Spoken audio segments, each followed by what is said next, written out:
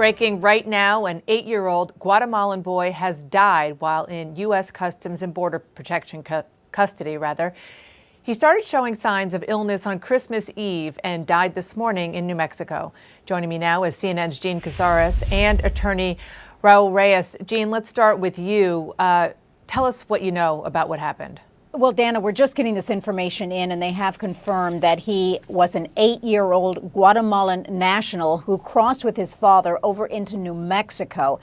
And shortly after that, when they were in the custody of the Customs and Border Patrol, an agent yesterday afternoon, Christmas Eve afternoon, noticed the little boy that something was wrong.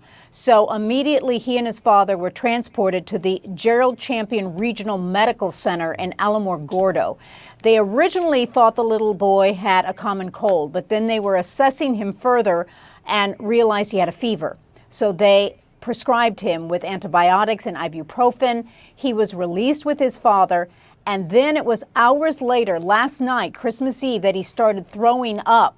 So he was transported immediately back to the medical center and died shortly after midnight this morning on Christmas Day. Now, I'm sure you remember the beginning of December, a little girl, 7-year-old Joaquin Maquin, who was actually from Guatemala also. Her father took her over into New Mexico. She began to vomit, and 48 hours after entering the United States, she died. Now, there is not an official cause on either one of these deaths, but the arm of the Professional Responsibility of Border Patrol is now conducting an investigation on what caused this little boy's death. A lot of similarities there. Both had made the 2,000-mile journey to come to this country. And more questions, I think, now than answers, but 2 children are now deceased. It's just absolutely horrible. Thank you so much for that report.